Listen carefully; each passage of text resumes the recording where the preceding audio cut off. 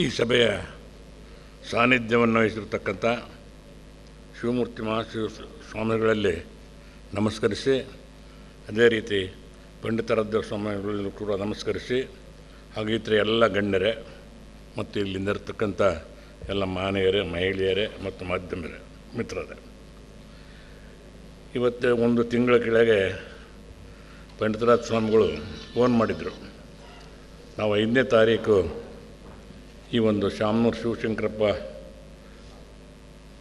ಅದರ ಉದ್ಘಾಟನೆಯನ್ನು ಹಮ್ಮಿಕೊಳ್ತೇವೆ, ನೀವು ಬರಬೇಕು ಅಂತೇಳಿ. ಈ ಒಂದು ಶಾಮನೂರು ಶಿವಶಂಕರಪ್ಪ ಅಂತ ಹೆಸರಿರ್ತವೆ ಅಂತದ್ದಕ್ಕೆ ನನಗೆ ಆಶ್ಚರ್ಯ ಆಯಿತು. ಯಾಕೆಂದರೆ ನಾವು ಹಣದ ಸಹಾಯ ಮಾಡಿದಾಗಲಿ ಯಾವಾಗಲೂ ಕೂಡ ನನ್ನ ಹೆಸರಿನ ಪ್ರಸ್ತಾಪ ಬಂದಿರಲಿಲ್ಲ. ಇದು ಆಶ್ಚರ್ಯ ಆಯಿತು ನನಗೂ ಕೂಡ, ಏನಪ್ಪ ಇಟ್ಟರು ಅಂತ. ಆಮೇಲೆ ಇವತ್ತು ಪುಸ್ತಕವನ್ನು ತಂದುಕೊಟ್ಟು ನೋಟು ಯಾಕೆ ಇಟ್ಟಿದ್ದೇವೆ ಅನ್ನೋದನ್ನು ಕೂಡ ಅವರು ವಿವರಿಸಿದರು. ಒಟ್ಟಿನಲ್ಲಿ ಈಗ ಇಟ್ಟು ಹಾಗೆ ಹೋದ್ಮೇಲೆ ನಾವೇನು ಮಾತಾಡೋದು ಸರಿಯಲ್ಲ ಅಂತ ಹೇಳ್ಬಿಟ್ಟು ನಾನು ಆಗಲಿ ಅಂತ ಹೇಳ್ಬಿಟ್ಟು ಆಮೇಲೆ ಇವತ್ತು ನಿನ್ನೆನೂ ಕೂಡ ಫೋನ್ ಮಾಡಿದರು. ಈ ಒಂದು ಸಭಾಂಗಣ ನೋಡಿದ ಮೇಲೆ ಅವರು ಇದಕ್ಕೆ 7 ಕೋಟಿ ರೂಪಾಯಿನ ಖರ್ಚಾಗಿದೆ ಅಂತ 5 ಬುದ್ಧಿ. ಯಾಕಂದರೆ ನಾವು ಕೂಡ ಇದು ಈಗ ಮೊನ್ನೆ ಇನ್ನು ಹೊಸದಾಗಿ ನಾವು ಇಂಥದ್ದೇ ಒಂದು ಸಭಾಂಗಣವನ್ನು ಮಾಡಿದ್ದೇವೆ. ಆದರೆ ಇದಕ್ಕಿಂತ ಉತ್ತಮವಾಗಿರ್ತಕ್ಕಂಥದ್ದು, ಇದಕ್ಕಿಂತ ದೊಡ್ಡದು 12 ಕೋಟಿ ರೂಪಾಯಿ ಖರ್ಚಾಗಿದೆ ನಮ್ಮದು. ಇದಕ್ಕೆ ನೀವೇ ಏನಪ್ಪ ಇಷ್ಟೊಂದು ಖರ್ಚಾಗಿದೆ ಅಂತ ಆಶ್ಚರ್ಯ ಪಡ್ಬೇಕಾಗಿಲ್ಲ. ನಾನು ಒಂದೊಂದು ಸರಿ ಯೋಚನೆ ಮಾಡ್ತಾಯಿರ್ತೇನೆ, ಏನಪ್ಪ ಎಲ್ಲ ನಾಟಕ ಕಂಪ್ನಿಗಳು ಹೋಗಿರ್ಬೇಕಾದ್ರೆ ನಮ್ಮ ಪಂಡಿತಾರಾಧ್ಯ ಸ್ವಾಮಿಗಳು ಈ ನಾಟಕ ಕಂಪ್ನಿ ಹುಚ್ಚಿಡ್ಕೊಂಬಿಟ್ಟು ಹೊಟ್ಬಿಡೋದಾರಲ್ಲ ಅಂತೇಳಿ ಅಲ್ಲ ಇದ್ದದ್ದು ಹೇಳ್ತಾನೆ.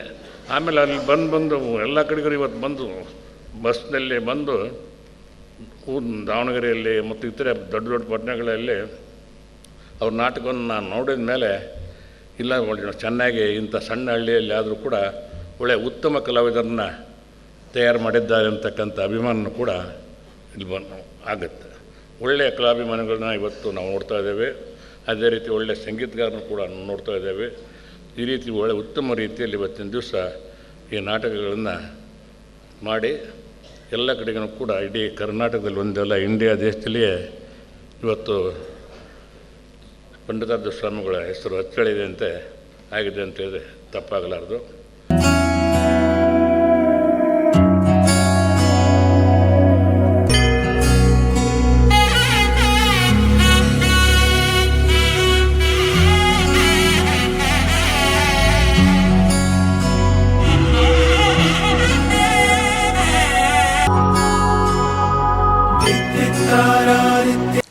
ಶ್ರೀ ಶಿವಕುಮಾರ ಕಲಾ ಸಂಘದ ವತಿಯಿಂದ ನೀಡಿರ್ತಕ್ಕಂಥ ಬಸವಣ್ಣನವರ 38 ವಚನವನ್ನು ಆಧರಿಸಿದ ಹಿಂದಿ ಭಾಷೆಯ ನೃತ್ಯರೂಪಕ ತುಮಾರೆ ಶಿವ ಅವ್ರ ಕೊಯ್ಯೆ ನಹಿ, ನೀನಿಲ್ಲದೆ ಮತ್ತಾರ ಇಲ್ಲವಯ್ಯ.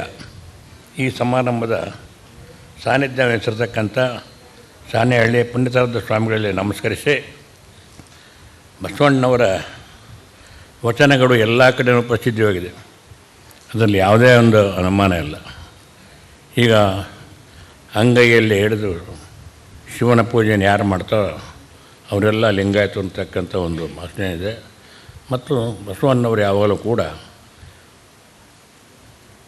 ಕಾಯಕವೇ ಕೈಲಾಸ ಮತ್ತು ಬಂದವರಿಗೆ ಭೋಜನವನ್ನು ಕೊಡ್ತಕ್ಕಂಥ ಕೆಲಸ, ಇವೆಲ್ಲಕ್ಕೂ ಕೂಡ ಭಾಳ ಹೆಚ್ಚಿನ ಪ್ರಾತಿನಿಧ್ಯವನ್ನು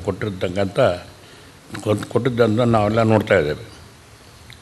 ಸಾಣೆಹಳ್ಳಿಯ ಶ್ರೀಗಳು ಪ್ರತಿ ತಿಂಗಳು ಎಲ್ಲ ಕಡೆಗೂ ಕೂಡ ಶಿವಸಂಚಾರ ಅಂತ ಹೇಳಿ ಈ ನಾಟಕಗಳ ಮೂಲಕ ಜನರಿಗೆ ಈ ಬಸವಣ್ಣವರ ತತ್ವಗಳನ್ನು ತಿಳಿಸ್ತಕ್ಕಂಥ ಕೆಲಸವನ್ನು ಮಾಡ್ತಾ ಇರೋದು ನಿಮಗೆಲ್ಲರಿಗೂ ಗೊತ್ತಿರ್ತಕ್ಕಂಥ ವಿಚಾರ. ಸಾಣೆಹಳ್ಳಿಯಲ್ಲಿ ಅಲ್ಲಿ ನಾವು ಹೆಚ್ಚಿನ ಜಗದೂರು ಕೆಲಸವನ್ನು ಮಾಡ್ತಾ ಇದ್ದಾಗ ನಾವಂತೂ ಮಾಡೋಕ್ಕಾಗಲ್ಲ ಆ ಕೆಲಸಗಳನ್ನೆಲ್ಲ. ಅವರಂಥ ಕೆಲಸಗಳನ್ನು ಮಾಡ್ತಾ ಇದ್ದಂದಾಗ ನಾವು ಧನ ಸಹಾಯಗಳನ್ನು ಮಾಡಿರ್ಬೋದು, ಅದು ನಾನು ಎಲ್ಲಿ ಹೇಳ್ಕೊಳಕ್ಕೆ ಹೋಗೋದಿಲ್ಲ. ಯಾಕೆಂದರೆ 100 ಕಡೆ ನಾವು ಧನ ಸಹಾಯ ಮಾಡಿರ್ತೇವೆ. ಅದನ್ನೆಲ್ಲ ನಾವು ಹೇಳಕ್ಕೆ ಹೋಗೋದಿಲ್ಲ. ದೇವರು ಒಟ್ಟು ಒಳ್ಳೆಯದೇ ಮಾಡಲಿ ನಮಗೆ ಅಂತ ಕೇಳಿಬಿಟ್ಟು ನಾವು ಸಹಾಯ ಮಾಡ್ತಾಯಿರ್ತೀವಿ. ಇಂಥ ಒಂದು ದೊಡ್ಡ ಕೆಲಸ ರೈತರು ಮಾಡಿದ್ದಾರೋ ಅವರಿಗೆ ನಾನು ತುಂಬ ಹೃದಯಪೂರ್ವಕವಾಗಿ ಶುಭವನ್ನು ಹಾರೈಸ್ತೇನೆ. ಮತ್ತು ನೀವು ನಿಮಗೆಲ್ಲರಿಗೂ ಕೂಡ ಶುಭವನ್ನು ಹಾರೈಸಿ ಮತ್ತು ಬಸವಣ್ಣವರ ಕಾಲ ಮತ್ತೆ ಬರಲಿ.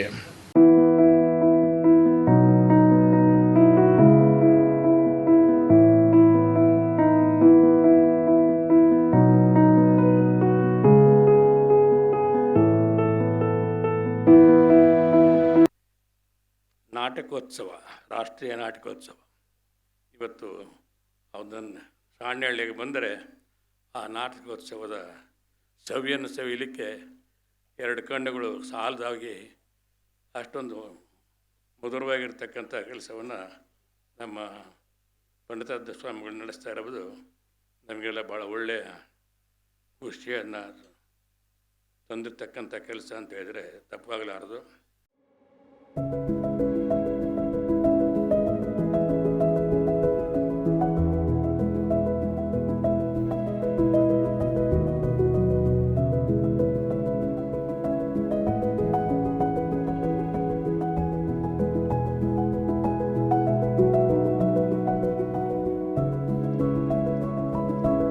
ಶಾಮನೂರು ಶಿವಶಂಕರಪ್ಪ ಎನ್ನುತ್ತಲೇ ಬಾಪೂಜಿ ವಿದ್ಯಾಸಂಸ್ಥೆಯ ಗೌರವ ಕಾರ್ಯದರ್ಶಿ, ಶಾಸಕ, ಮಂತ್ರಿ, ದಣಿ ಅಪ್ಪಾಜಿ, ಸಾಹುಕಾರರು ಹೀಗೆ ಹಲವು ಮುಖಗಳ ಪರಿಚಯವಾಗುವುದು. ಅವರದು ವರ್ಣರಂಜಿತ ವ್ಯಕ್ತಿತ್ವ, ಸರಳ ಜೀವನ.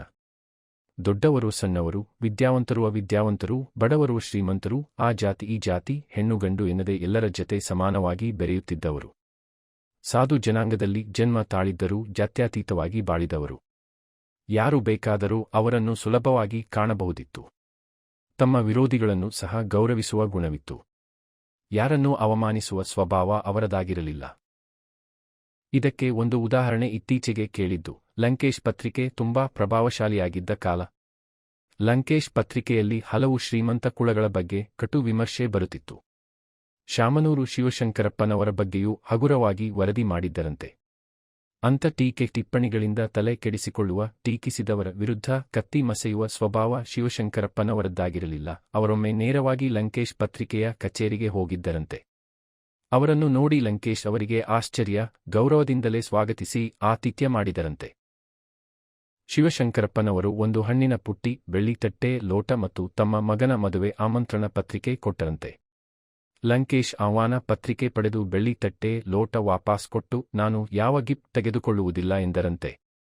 ಶಿವಶಂಕರಪ್ಪನವರು ನಕ್ಕು, ನಿಮ್ಮ ವಿಚಾರದಲ್ಲಿ ನೀವು, ನನ್ನ ವಿಚಾರದಲ್ಲಿ ನಾನು ಸರಿ ಎಂದರಂತೆ. ಶಿವಶಂಕರಪ್ಪನವರ ಬಳಿ ಸಹಾಯ ಕೇಳಿಕೊಂಡು ಯಾರೇ ಹೋದರೂ ಅವರ ಅಹವಾಲು ಕೇಳುತ್ತಿದ್ದರು. ಯಾರಿಗೆ ಯಾವ ರೀತಿಯ ಸಹಾಯ ಬೇಕೋ ಅದನ್ನು ಮಾಡುತ್ತಿದ್ದರು. ಅವರು ಅಂಥ ಸಂದರ್ಭದಲ್ಲೂ ಜಾತಿಯನ್ನು ನೋಡುತ್ತಿರಲಿಲ್ಲ, ಜನರ ನಡುವೆ ಇದ್ದವರು. ಅವರು ಬಾಪೂಜಿ ವಿದ್ಯಾಸಂಸ್ಥೆಯನ್ನು ಬೆಳೆಸಿದ ರೀತಿ ಬೆರಗುಗೊಳಿಸುವಂತಹದು. ಶಿಕ್ಷಣ ಸಂಸ್ಥೆಗಳ ಗುಣಮಟ್ಟವನ್ನು ಕಾಯ್ದುಕೊಂಡವರು. ಅರ್ಹರು ಅವರ ಸಂಪರ್ಕಕ್ಕೆ ಬಂದರೆ ಅವರಿಗೆ ತಮ್ಮ ಸಂಸ್ಥೆಯಲ್ಲಿ ಸ್ಥಾನಮಾನ ಕಲ್ಪಿಸುತ್ತಿದ್ದರು. ಅವರು ರಾಜಕೀಯ ಪ್ರವೇಶಿಸಿದ್ದು ದಾವಣಗೆರೆಯ ನಗರಸಭೆ ಸದಸ್ಯರಾಗಿ, ಮುಂದೆ ಅಧ್ಯಕ್ಷರೂ ಆಗಿ ದಾವಣಗೆರೆ ಪ್ರಗತಿಗೆ ವಿವಿಧ ರೀತಿಯಲ್ಲಿ ದುಡಿದರು. ಅವರಿಗೆ ಅಪಾರ ನೆನಪಿನ ಶಕ್ತಿ. ದಾವಣಗೆರೆ ಶಿಕ್ಷಣ ಕಾಶಿ ಎನ್ನುವಂತಾದದ್ದು ಶಿವಶಂಕರಪ್ಪನವರಿಂದ. ಅವರು ತಮ್ಮ 60ನೆಯ ವಯಸ್ಸಿನಲ್ಲಿ ಶಾಸಕರಾಗಿದ್ದರು. ಅಲ್ಲಿಂದ ಅವರು ತಿರುಗಿ ನೋಡಿದವರಲ್ಲ. ಅವರ ಕಾಂಗ್ರೆಸ್ ನಿಷ್ಠೆ ಪ್ರಶ್ನಾತೀತ. ಮಂತ್ರಿಗಳಾಗಿಯೂ ಕಾಂಗ್ರೆಸ್ ಸರ್ಕಾರದಲ್ಲಿ ಸೇವೆ ಸಲ್ಲಿಸಿದವರು. ಮಂತ್ರಿ ಸ್ಥಾನದಿಂದ ವಜಾ ಮಾಡುತ್ತಾರೆ ಎಂದಾಗ ಅವರು ಹೇಳಿದ್ದು, ಸರ್ಕಾರಿ ಗೂಟದ ಕಾರಿನಲ್ಲಿ ಓಡಾಡುತ್ತಿದ್ದೆ, ನಂತರ ಬೆಂಚ್ ಕಾರ್ನಲ್ಲಿ ಓಡಾಡುತ್ತೇನೆ ಎಂದು ತಮಾಷೆ ಮಾಡುತ್ತಿದ್ದರು. ಇತ್ತೀಚಿನ ವರ್ಷಗಳಲ್ಲಿ ಅವರ ಮನೆತನ ಬಿಟ್ಟರೆ ಕಾಂಗ್ರೆಸ್ಸಿನಲ್ಲಿ ಗೆಲ್ಲುವರಾರು ಎನ್ನುವ ಮಾತು ಸಾರ್ವಜನಿಕರಿಂದ ಕೇಳಿಬರುತ್ತಿತ್ತು. ಬೈದವರನ್ನು ಬಂಧುಗಳೆನ್ನುವ ದೊಡ್ಡತನ ಶಿವಶಂಕರಪ್ಪನವರದಾಗಿತ್ತು. ಅವರ ಮಕ್ಕಳಲ್ಲಿ ಮೊದಲಿಗೆ ರಾಜಕೀಯ ಕ್ಷೇತ್ರಕ್ಕೆ ಕಾಲಿಟ್ಟವರು ಹಿರಿಯ ಮಗ ಬಕ್ಕೇಶ್. ಅವಿಭಜಿತ ಚಿತ್ರದುರ್ಗ, ದಾವಣಗೆರೆ ಜಿಲ್ಲೆಯ ಮೊದಲ ಜಿಲ್ಲಾ ಪಂಚಾಯಿತಿ ಅಧ್ಯಕ್ಷರಾಗಿದ್ದರು. ಅದೇಕೋ ಅವರಿಗೆ ರಾಜಕಾರಣ ಒಗಲಿಲ್ಲ ಅಂತ ಸಂದರ್ಭದಲ್ಲಿ ಅವರ 3ನೆಯ ಮಗ ಮಲ್ಲಿಕಾರ್ಜುನ ರಾಜಕೀಯ ಕ್ಷೇತ್ರಕ್ಕೆ ಕಾಲಿಟ್ಟರು. ಶಾಸಕರಾಗಿ, ಮಂತ್ರಿಗಳಾಗಿ ತಂದೆಯ ಗೌರವ ಹೆಚ್ಚಿಸುವಂತೆ ದುಡಿಯುತ್ತಲೇ ಇದ್ದಾರೆ. 2ನೆಯ ಮಗ ಗಣೇಶ್ ಉದ್ಯಮಿ. 3 ಜನ ಮಕ್ಕಳು ತಮ್ಮದೇ ಆದ ಸಕ್ಕರೆ ಕಾರ್ಖಾನೆ ತೆರೆದವರು. ಒಬ್ಬರಿಗಿಂತ ಮತ್ತೊಬ್ಬರು ಶ್ರಮಪಟ್ಟು ದುಡಿಯುತ್ತಾರೆ. ಶ್ರೀಮಂತರ ಮಕ್ಕಳು ಬೇಗ ದಾರಿ ಬಿಡುತ್ತಾರೆ ಎನ್ನುವುದಕ್ಕೆ ಅಪವಾದವಾಗಿದ್ದವರು ಶಿವಶಂಕರಪ್ಪನವರ ಹೆಣ್ಣು ಮಕ್ಕಳು ಮತ್ತು ಗಂಡು ಮಕ್ಕಳು. 94ರ ಇಳಿ ವಯಸ್ಸಿನಲ್ಲೂ ಶಿವಶಂಕರಪ್ಪನವರು ಶಾಸಕರಾಗಿದ್ದರು. ಅವಕಾಶವಿದ್ದರೆ ಮುಂದಿನ ಚುನಾವಣೆಯಲ್ಲೂ ಭಾಗವಹಿಸುವೆ ಎನ್ನುತ್ತಿದ್ದರು. ಈಗ ಅವರ ಸೊಸೆ ಡಾ. ಪ್ರಭಾ ಮಲ್ಲಿಕಾರ್ಜುನ್ ಅವರು ಲೋಕಸಭಾ ಸದಸ್ಯರಾಗಿದ್ದಾರೆ. ಶಿವಶಂಕರಪ್ಪನವರನ್ನು ಬೇರೆಯವರಿಗೆ ಹೋಲಿಸುವುದು ಕಷ್ಟ ಸಾಧ್ಯ. ಅವರಿಗೆ ಅವರೇ ಸಮ. ಅವರಿಗೆ ಅಪಾರ ಗುರುಭಕ್ತಿ, ಸಾಮಾಜಿಕ ಕಾಳಜಿ, ಶಿಕ್ಷಣ ಪ್ರೇಮ, ಜೀವನೋತ್ಸಾಹ ಇತ್ತು.